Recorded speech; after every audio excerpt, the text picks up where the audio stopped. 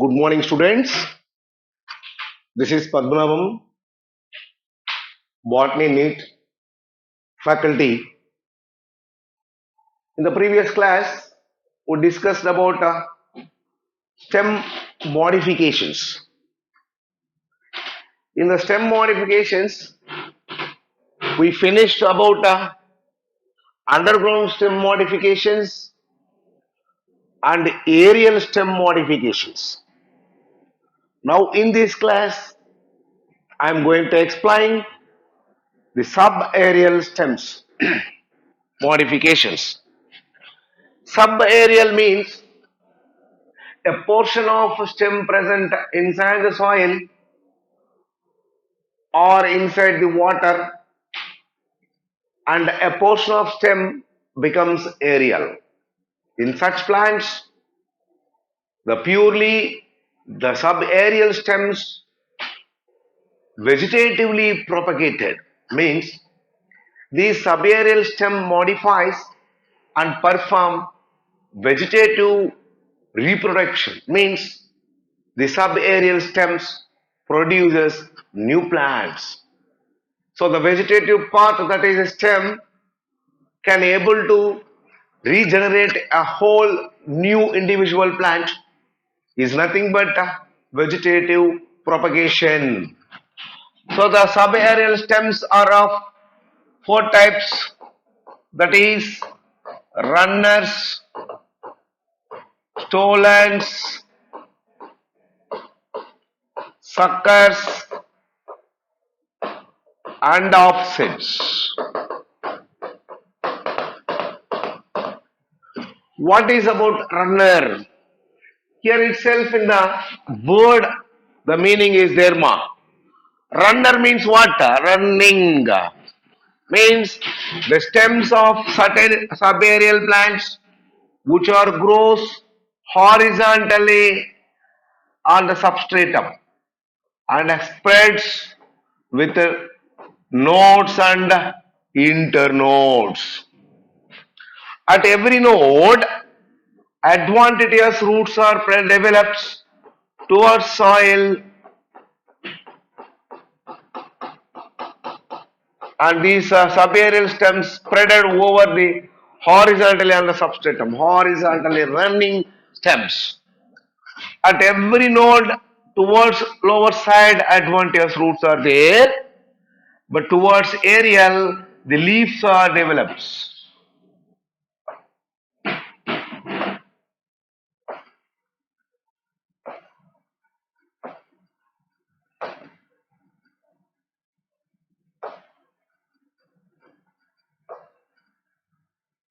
Right? So towards lower side roots are developed, that is adventitious roots. At every node towards aerial, at every node leaves are developed. Right? Whenever the internodal region becomes breakable, the each and every broken leaf gets separated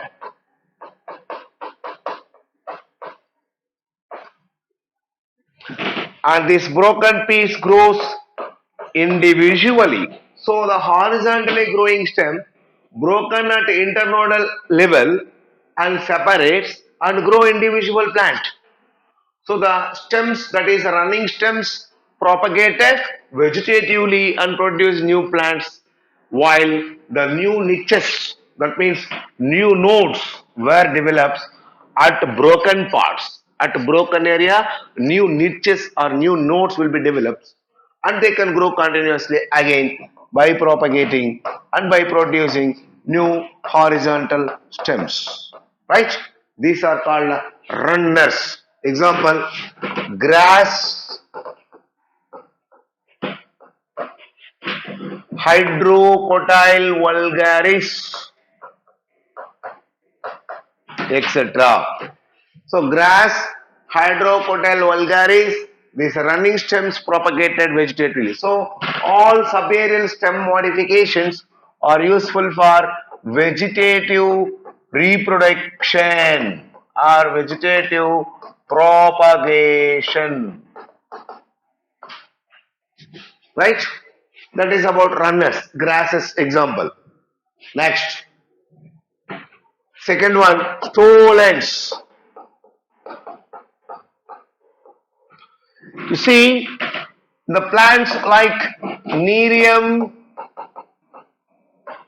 and Jasmine, the stems are aerially growing, but several branches are developed.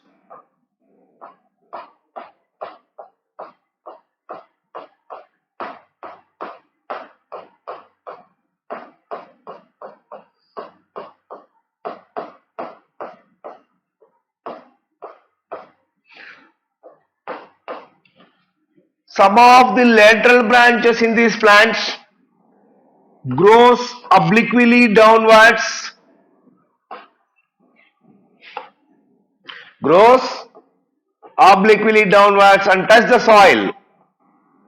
Where these lateral branches touch the soil, there adventitious roots are formed, and then this branch again grows obliquely upward.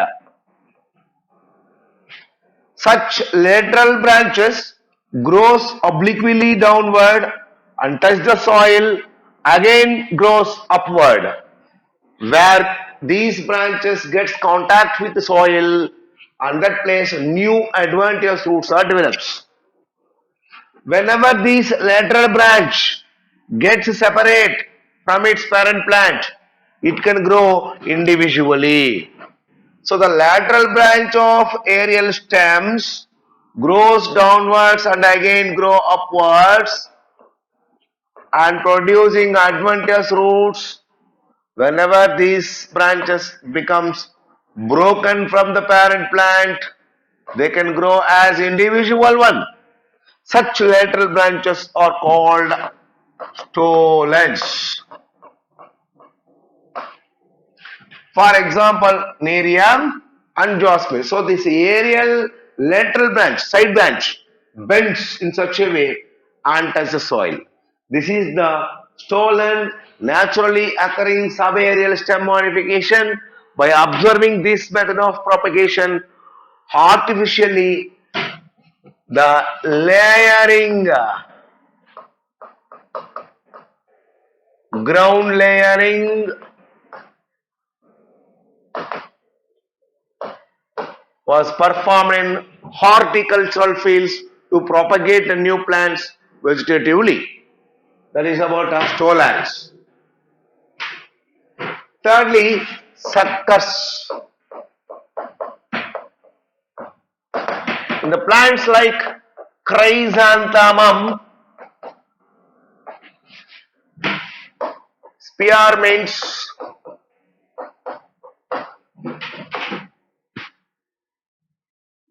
Mentha arvensis, spearmint, chrysanthemum, pineapples,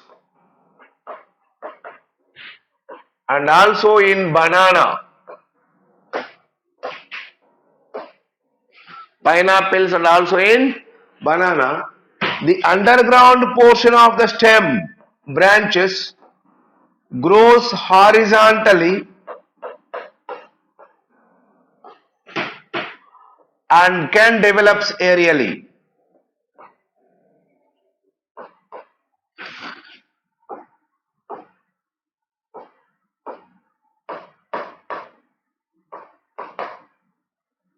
Right? This is a main root system. These are the underground branches,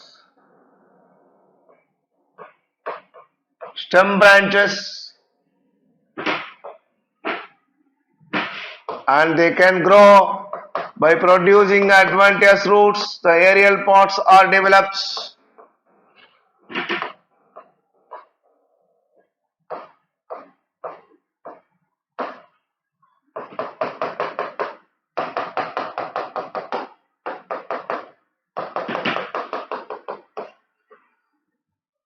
This is the aerial stem, main stem, underground branches of stem. When they grow horizontally up to certain length or distance and again moves upwardly. These underground branches of the stems becomes aerial and produce leaves. Right? Whenever these underground branches get separated from the parent plant, they can grow individually. Such underground lateral branches produces new plants through a method called suckers, which were absorbed in chrysanthemum, spearmints, pineapples, and banana. Between stolon and sucker, what is the main difference? In stolons, the aerial lateral branches produce new plants. Aerial branches bends in such a way. But here, the underground branches produce new plants. So that is the main difference between stolon and suckers. Next, last one, offsets.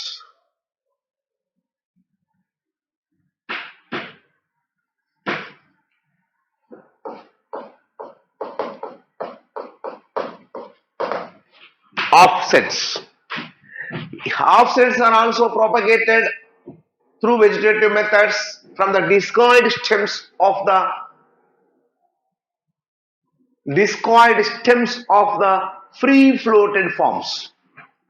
Not in underground, not in subaerial, but subaerial only. But the portion of stem becomes aerial, remaining portion of stem not in soil, but it is in submerged area. Submerged means water plants. In water plants, which are freely floated on the surface of the water, like water hyacinth and water lettuce, Pistia eichhornia. Water hyacinth, scientifically Eichhornia pistia. These plants are free floated ones.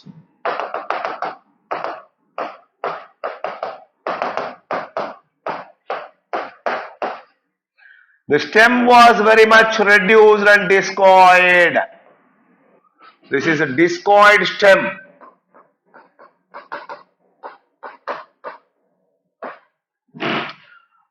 From the lower surface of the discoid stem, balancing roots are developed.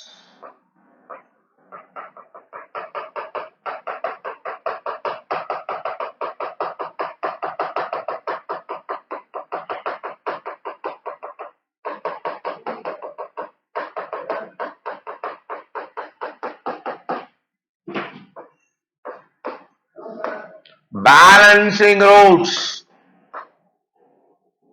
are developed towards the lower surface of the discoid stem. Upper surface of the discoid stem have number of leaves. The leaves in these plants are looks like rosette manner. These are the axillary bud of the discoid stem. From the axillary bud of the discoid stem, an internodal branch was developed. An internodal lengthed branch was developed from the axillary bud at both sides. And these branches produces roots and leaves on its tips.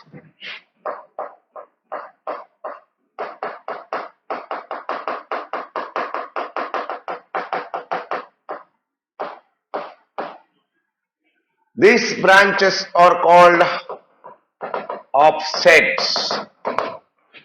So from the discoid stems of these plants, axils of the discoid stem produces an internodal level or internodal length of branches called offsets. In these offsets, the tips produce balancing roots as well as leaves, balancing roots as well as leaves towards aerial, and these plants propagated through the internodal lengthed branch from axillary buds of the discoid stem. Internodal lengthed branches develops from axillary buds of the discoid stems can able to produce roots as well as leaves. Whenever these offsets gets separated from the parent plant, they can grow individually. So in these subaerial stems, that is free floated forms like Eichhornia and Pistia, water lettuce and water hyacinth, the offsets are the structures participate in vegetative propagation. So in all these runners, stolons and suckers and finally offsets, the underground portion or aerial part or axillary bud or new niches, that means vegetatively propagated stems are found. These subaerial stems are purely participate in vegetative propagation as modified structures. So that is about subaerial stem modifications. After completion of the stems and stem modifications, underground stems, aerial stems, subaerial stems, now we want to enter in the third part, that is leaf.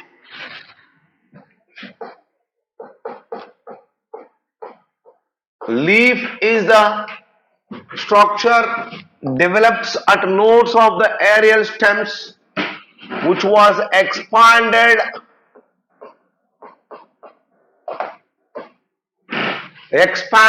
green photosynthetic organ develops from the nodes of main stem or from the nodes of branches.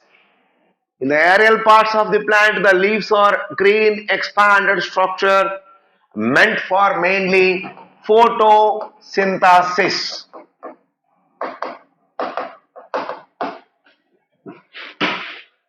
Leaf is an important structure participating in photosynthesis which were produced by the stems, that is main stems or aerial stems, which is green expanded structure.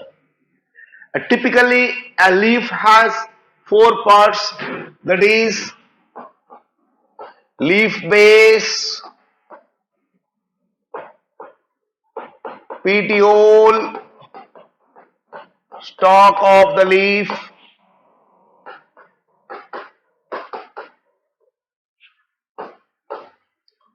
leaf lamina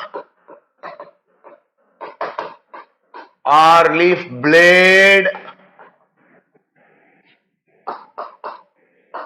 then stipules. What is a leaf base? Let us see on the stem at nodes the leaves are developed now. This is a node. At node the leaf base was develops and were useful for join the leaf to stem.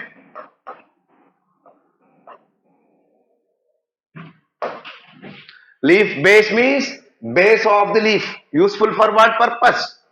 To join the leaf with the node, or at node the initial part or initial point where the initiation of leaf work takes place. So the leaf was started with a small basal region from the node of the stem or branch. These leaf bases useful to attach the leaf, useful to attach the leaf with the stem, useful to attach the leaf with the stem. These leaf bases are maybe pointed like this, or maybe swollen and pulvinous, or maybe sheath like. Let us see the types of leaf bases.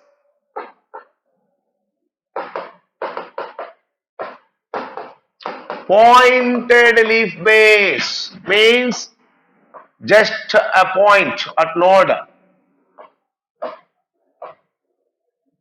This is the pointed leaf base. Then sheath-like leaf bases. In monocot plants or especially in grasses, the sheath-like leaf bases are found which covers the entire internode. So this is the leaf lamina. This is the sheath-like leaf base.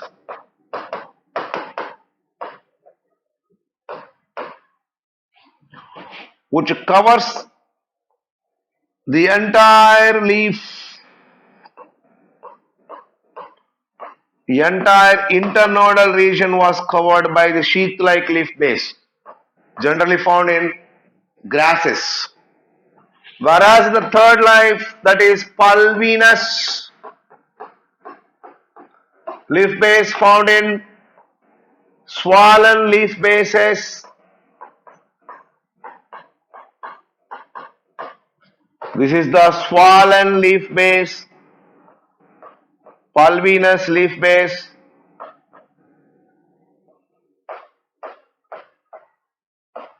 Found in leguminous plants.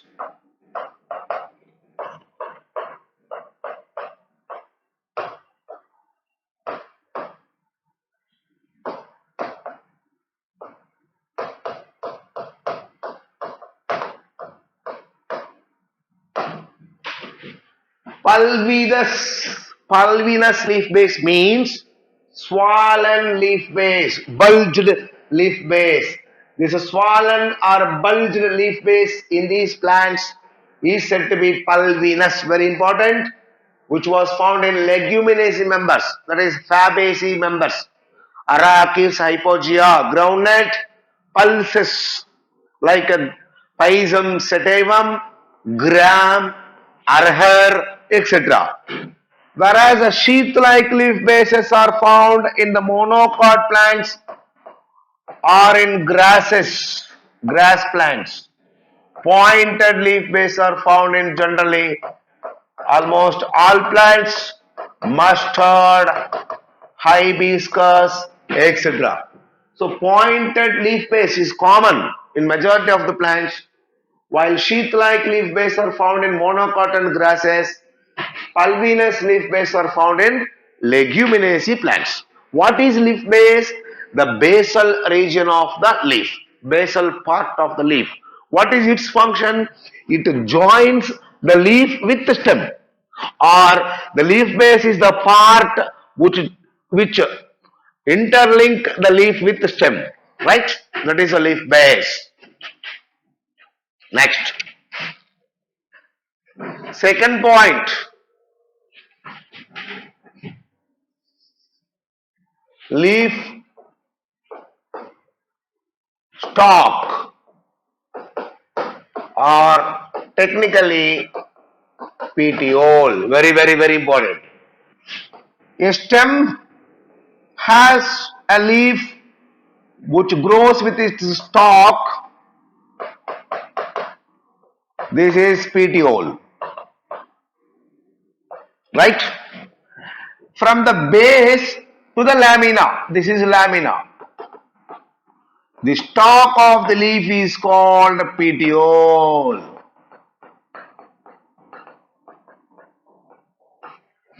Which is useful to expose the leaf lamina at different levels. Expose the lamina at different heights, and which is useful to flutter the leaf in wind, fluttering of the leaf lamina through wind, and causes cooling effect for the surface of the leaf.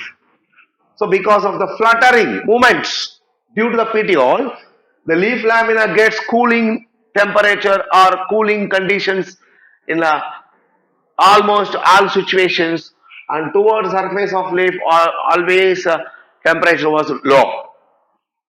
And because of these petiole, the leaves are get sufficient sunlight by exposing at different levels. By exposing at different levels.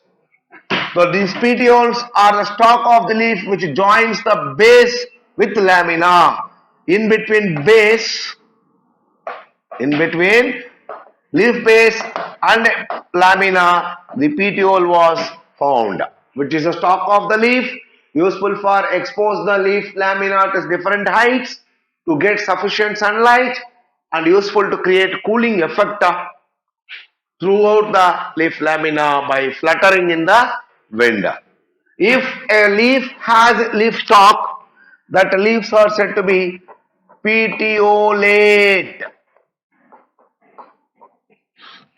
Suppose in some plants, directly the leaves are develops on the branches or directly on the nodes without stalk. So no petiole in these plants. Such leaves are called sessile leaves. Very, very important.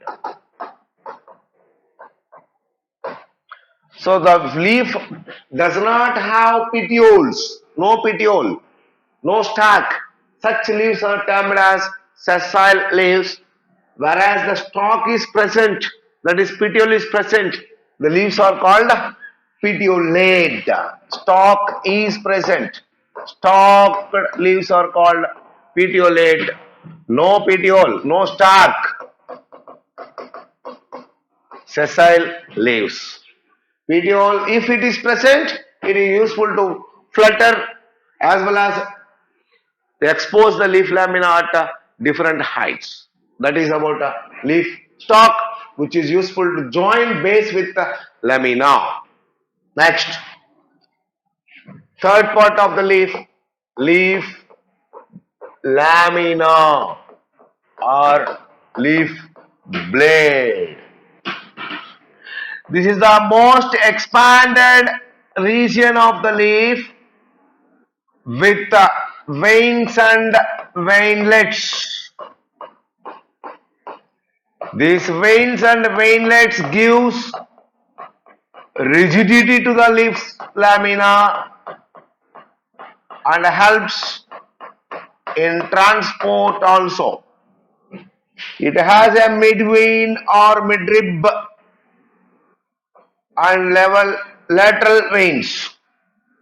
The veins are the transport units which consist xylem and phloem. The veins are gives rigidity and gives definite shape to leaf lamina. The mesophyll cells. Mesophyll means middle of the leaf has several cells. The mesophyll cells are responsible for photosynthesis.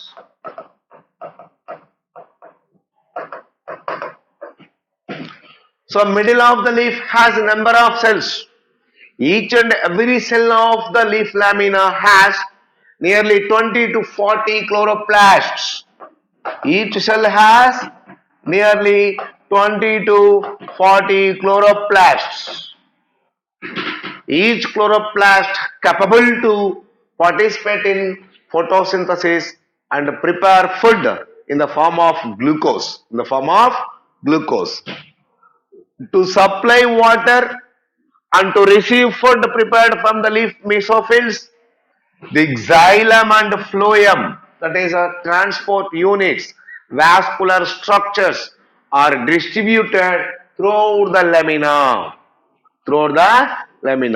The arrangement or distribution of veins and veinlets in the leaf lamina is called venation.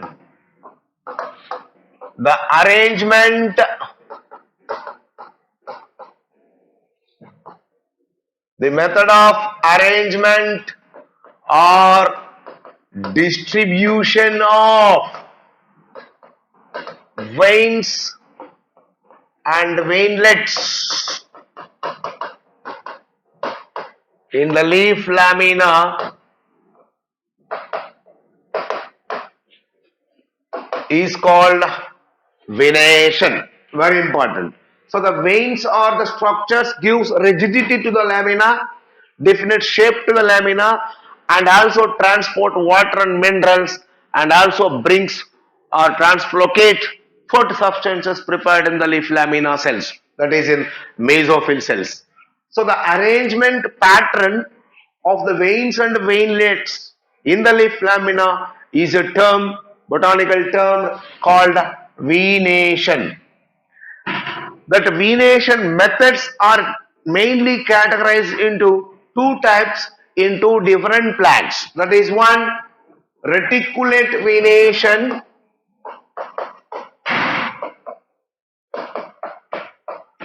and the another one, parallel venation. Whenever you see in the dicot plants, the leaf lamina is exposed and have a midvein and several lateral veins are there,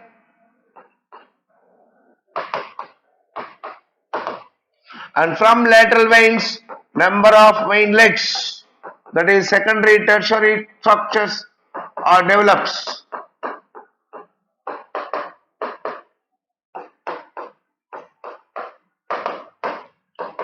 And looks like a network. Such a venation is called veinlets. Midvein, lateral veins, and veinlets are distributed throughout the lamina as a network. Example, dicot plants, and also in some monocot plants. Exemptionally in some monocot plants like Smilax and Dioscorea, very important. Smilax and Dioscorea belongs to monocot plants which possess reticulate venation. All dicot plants possess reticulate venation. What is about parallel? Here the leaf lamina is having a midrib or midvein, and lateral veins are arranged parallel to each other. No veinlets. Midrib and lateral veins. The lateral veins are arranged parallel to each other, no veinlets. So network like arrangement was not seen in these leaves. Majority of the plants, monocots plants exhibit parallel venation, but exemptionally some dicot plants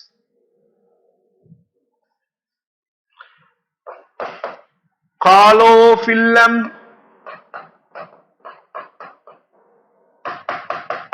and Eryngium. Calophyllum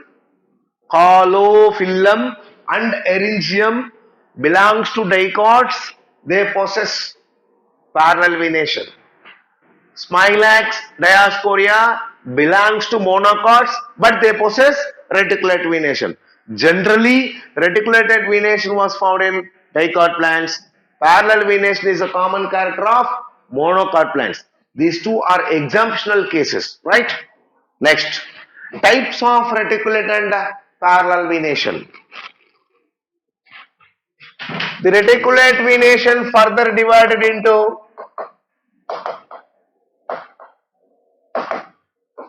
two types, that is based on the midrib number, unicostate or pinnate, reticulate venation, multicostate or palmate type. Means one midrib is there. Here more number of more than one midribs are there. That is the main difference. Let us see. Only one midrib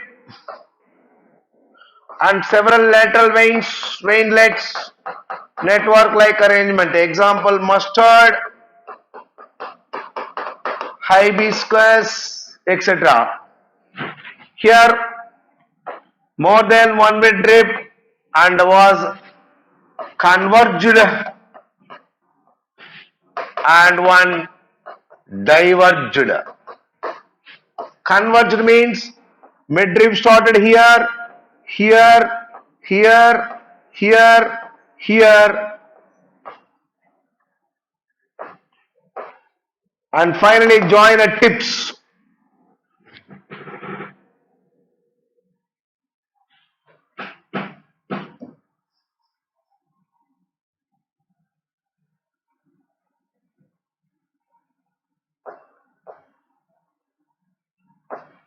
A midrib 1, midrib 2, midrib 3, midrib 4, midrib 5 means these midribs 1, 2, 3, 4, 5, 6, but they are all joined at tips and remaining lateral veins, veinlets are all network like. So more than one midrib joined at tips found in burr, plum, etc. The midribs are formed but were not joined at tips and are diverged into its lobes. One midrib, two midrib, three midribs. Each midrib go and enters into individual lobe but was not converged. Such midribs are called diverged midribs. A remaining network-like arrangement was seen.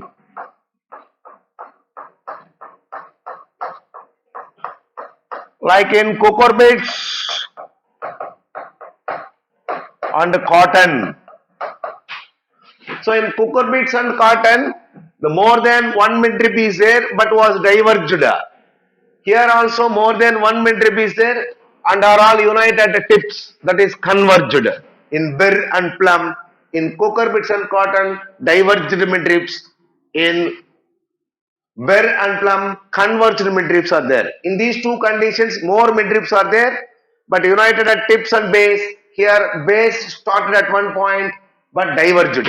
Here only one midrib is there. It is called unicostate or pinnate reticulate venation. This one is called multicostate or palmate reticulate venation. Right? Next, parallel venation. Here also based on the number of midribs, they were classified into unicostate parallel or pinnate parallel, multicostate or palmate parallel. Same here also, only one midrib is there in the leaves. Then parallel venation was found. Musa paradisiaca, banana. Multicostate again further divided into converged and diverged. Here the leaves of rice and paddy, wheat, etc. More than one midrib is there, but veins are arranged parallel to each other. rice, wheat, etc. Here in diverged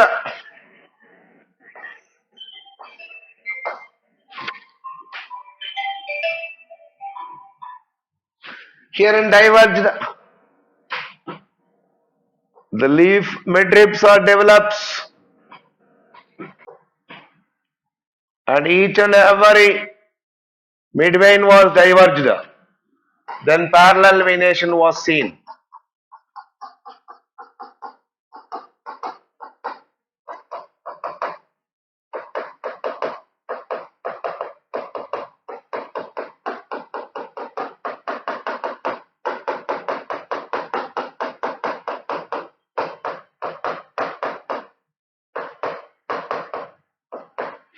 Right? Example, fan palm. Scientific name, Boraces. So unicostate, only one midrib. Multicostate, more than one midrib. Two or three midribs. Or two or more. Two or more midribs. Converged midribs, diverged midribs. Converged midribs found in rice wheat, diverged midribs found in Boraces fan palm tree. But single midrib was found in parallel venation, found in example Musa and grasses. This is the types found in parallel venation, right? So these types about venations, parallel types and reticulate types are additional points, not in NCERT. Just what is veins, what are veins, and why, how they are arranged. That is reticulate type in dicots, parallel type in monocots, and arrangement of veins and veinlets in the leaf lamina is called venation. That is necessary with some examples. These additional types also you need to refer as additional point. That is about leaf lamina. Next, fourth part about stipules and some more other important aspects about leaf will continue in the next session, that is in next class. Thank you, students. Is there any doubt? Ask me in the doubt session. Thank you. Meet you again in the next class.